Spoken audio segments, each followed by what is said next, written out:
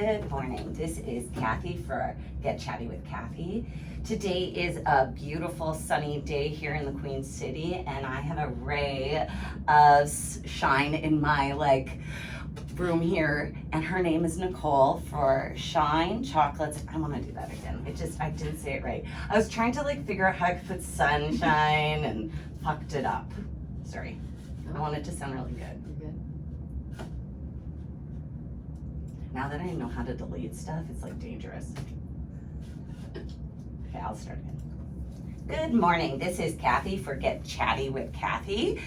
Today is a beautiful sunny day here in the Queen City, and I am really happy to have a wonderful sweet guest here. Her name is Nicole Wheeler, a newbie to Regina, but somebody that I think we are embracing with open arms because we needed her here so much. Nicole, can you just give us a brief explanation about your business, and then we'll go from there. Yeah, so I am a pastry chef. I own Shine Chocolates and Confections. It's a artisan chocolate business geared mainly around bonbons and bars and things like that right now, but lots of fun things coming in the future. My main thing though is just making unique kind of flavors, unique colors. Everything I do is very bright and colorful and very much like me, I guess. I think that's wonderful, and your personality does shine out. So can I ask, are you a Harry Potter fan? Of course. So my daughters and I and my hubby, we've been reading the Harry Potter series with them since they were little, and it kind of grows with their age, the complexity of the books and stuff like that. Exactly, yeah. And so when Nicole reached out with her catalog, and okay, so at my home business, I'd make gift box. For those of you that don't know, it's called qcgifts.cho.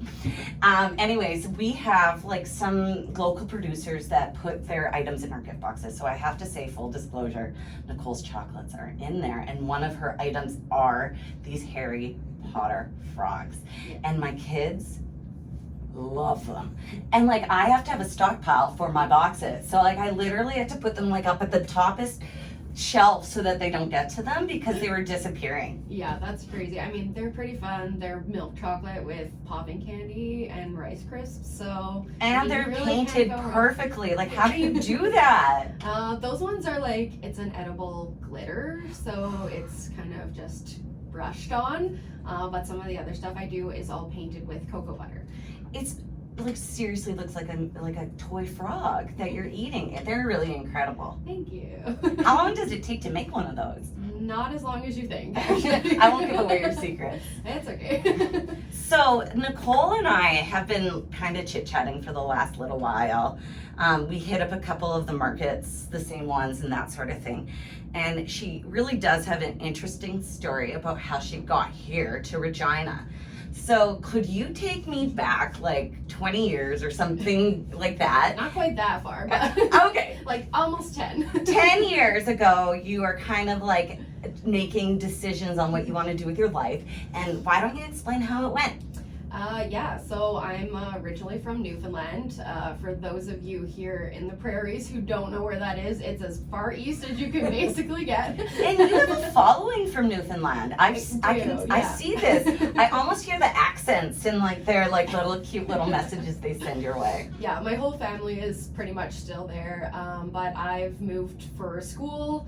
To go to pastry school, I actually moved to go to Toronto.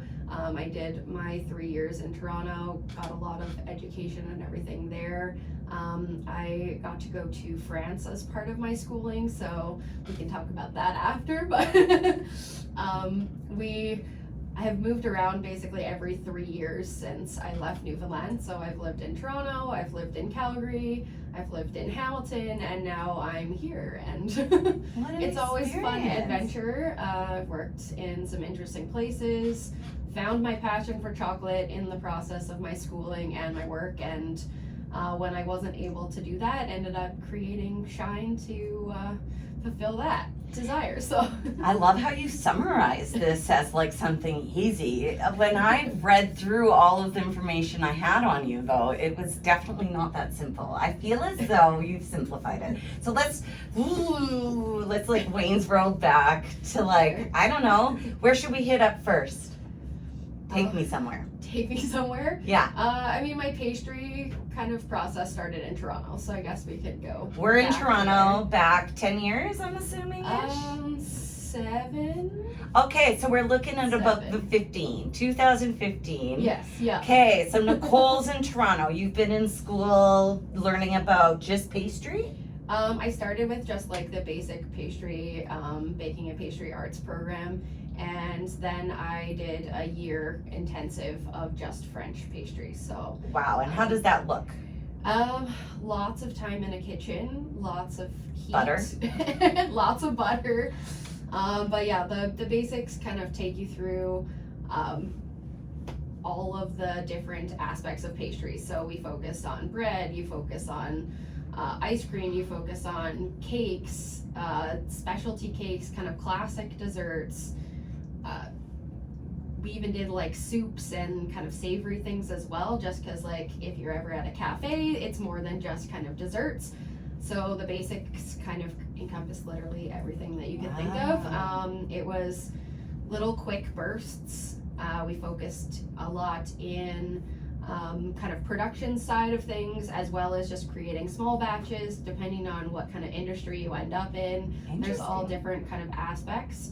So you kind of get a very broad spectrum. And then I decided to do the French program after that. It was a new program that they had launched while I was there. They had only had one class before me, so we were kind of like the really official test run of the actual program, because the first run was very much defining the program and trying to figure out everything. So we were the first kind of structured program. It was really cool. It was 3 semesters right in a row, so you had no breaks. It was just a straight year of like learning. In France? No, not in France. Only one of the semesters was in France. So I spent 6 months almost, or just under 6 months in France. And was that the tail end of the program or in the middle, or? It was in the middle, yeah. Neat. So the first semester we kind of did everything. Prepped you to get there. Prepped you to get there. We had to do a crash course in speaking French. So Seriously? Oh yeah, that's fantastic. Yeah, so in France we were, part of it was at their partner school. So we had a partner school there that we went, did 3 weeks of intensive like training essentially there, and then we all divided on our own, so separated. There was only 15 of us in our class, so we all separated to different small areas of France. Some people were in bigger cities, some people were in smaller cities. I was in a really small town that you could walk the whole town in about 30 minutes. And I was pretty sure I was the only one that could speak English in the whole town. So your French got a lot of practice. Yeah, your French gets a lot of practice. I thankfully did French immersion through school, you're safe. I hadn't used it in a while, but once we started doing the training and everything, it all kind of came back. And once you are fully immersed in culture and everything like that, it comes back. But it was definitely a really interesting experience. I worked at a small pastry shop in this town. They owned 3 locations actually, which kind of surprised me for such a like small a franchise town. Kind of thing, yeah. They had one in the small town that I was in. They had a couple other ones like in the towns like nearby. So we made a lot of what we call petit gâteaux, so like little cakes.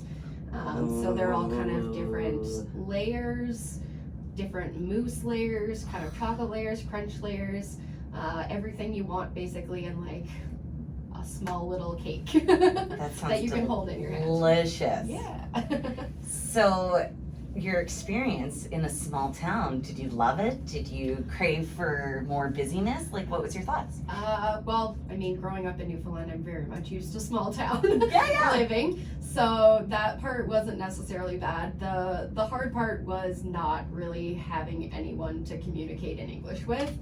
When that is your first language, it kind of gave me a whole appreciation for people that come to an English-speaking country and they don't speak English that well. So I definitely felt that kind of dynamic where you don't get to go out after work with everybody or whatever because you don't know the slang, and it's a lot harder. I was fine in the kitchen, had a great understanding of like what I was doing and reading recipes in French and everything like that.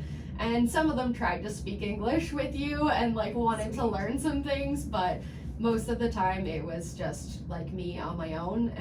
I had like a small little apartment that was like the next corner over from the shop, so I never really had to walk very far. But it's definitely a whole different way of life over there too, because everything kind of shuts down. It's very family oriented. Wonderful. We basically stopped in the middle of the day for lunch, so we worked from 6 in the morning till about noon, and then we took 2 hours to go home for lunch. Everybody went home. The whole kind of like city really shut down. Nice. To go home for lunch and spend that time with their family, and then you come back at like 3 or so, and you're there till like 6 Later. So, yeah, do the rest of the finishing up of whatever we had started in the morning, and then the whole clean down is. I think that's magical. Like, that's the better way to live. Like, I feel like when we're sitting on a computer for like 8 hours a day, it's so unhealthy. Yeah. It was crazy kind of like how productive you are in that kind of setting too, because I never thought like you could take 2 hours off in the middle of the day to literally sit down and do nothing. Well, at least that's what I did. Most people had families, but it just refreshes you though. You sat down and I had a nap. That's what I would have done. I'm like, nap time. Like, I mean, you cook some lunch and like eat it in like a half an hour, and then you're like, well, what do I do for the other hour and a half? So yeah, it was just a different way of life, and calmer way of life, a little bit less stressful and very productive, because while we were there you were working and like learning. Yeah, and we were working like nonstop and making large batches of things. We basically made 500 pieces at a time essentially, and they sold them all. Well, so how the process works is we make them, and like petit gâteaux and like mousse and things like that freeze really well. So a lot of it is batch production. So they had huge walk-in freezers that stored basically all of the cakes. So we had, I think it was like 15 to 20 different ones that they carried in store. So we'd have them kind of like on a rotation. So each week we would be making 3 to 4 cakes. What a great way to learn. And then like freezing them. So as the freezer depleted, those 4 the next 4 would get kind of made the following week. So it was definitely an assembly line in a way, and a cycle.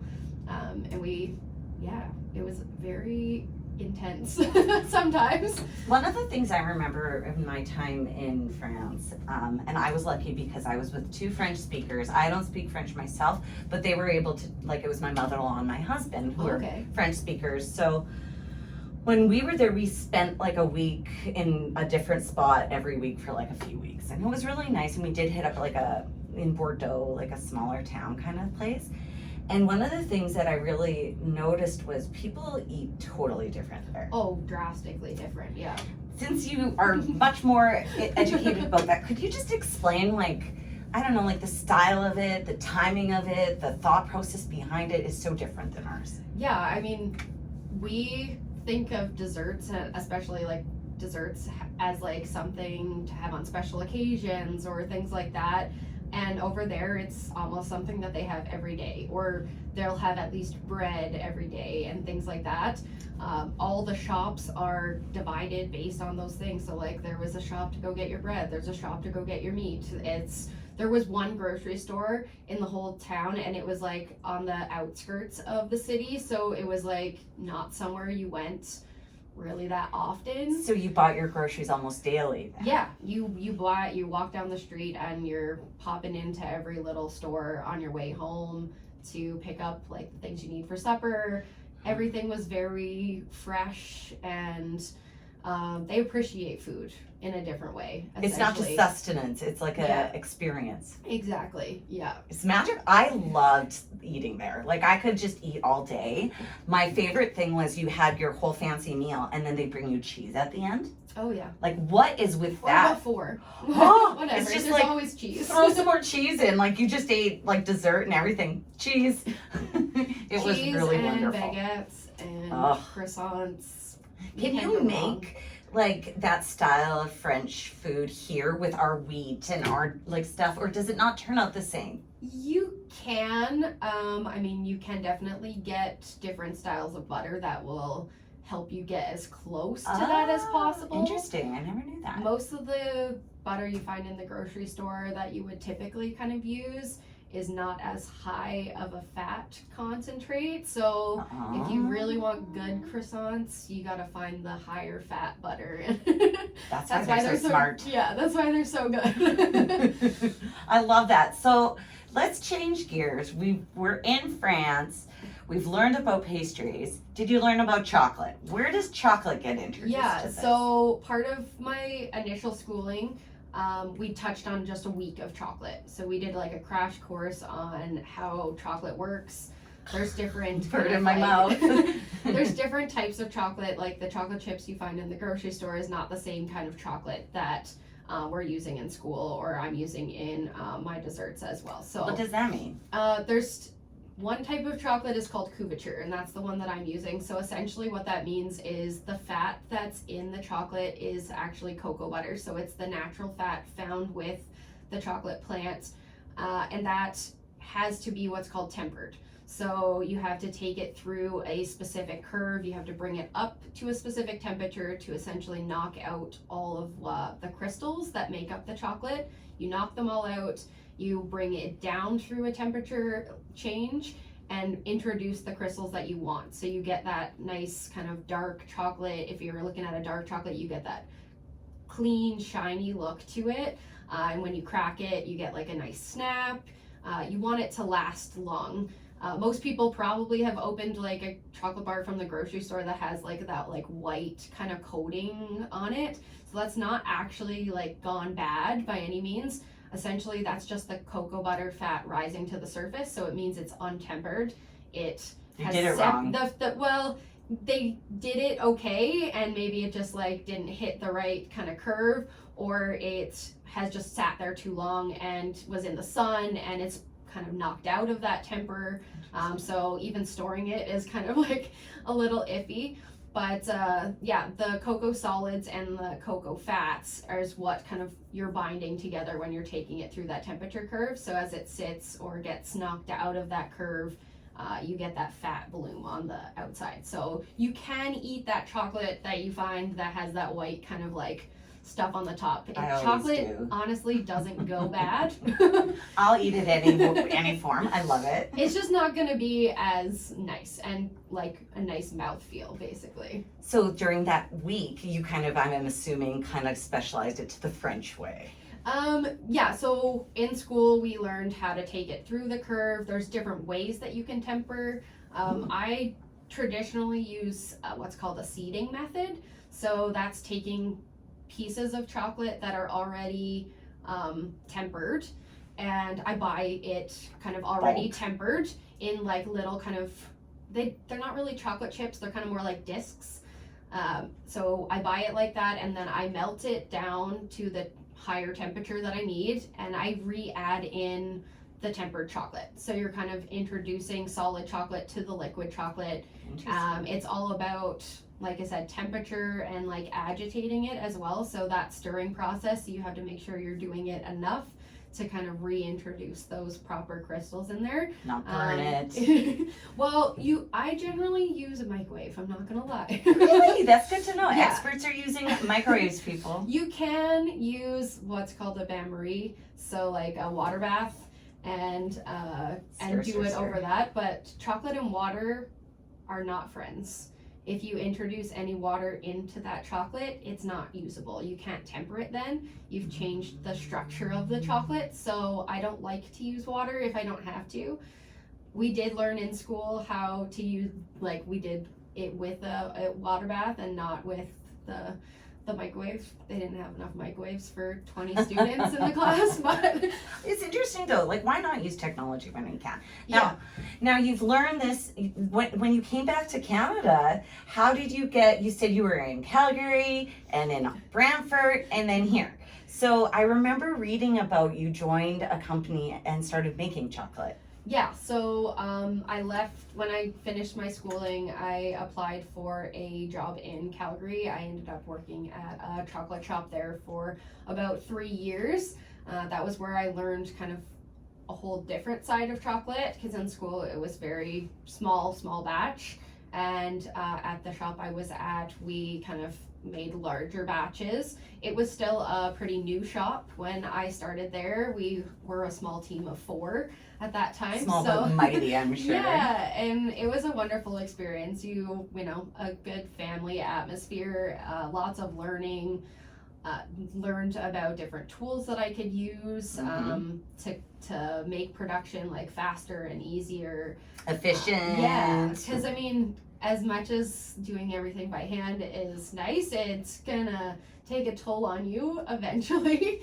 I already have carpal tunnel at a young age, so you know. Let's avoid any of those wrist movement things. Yeah, so I definitely learned some different equipment, and life ended up taking me, it was to Hamilton actually, but close. But we didn't have a space there that was similar to kind of what I was working at in Calgary. So that was where I got the idea to start my own business. So that was now that's a huge leap. Yeah. That's a huge leap.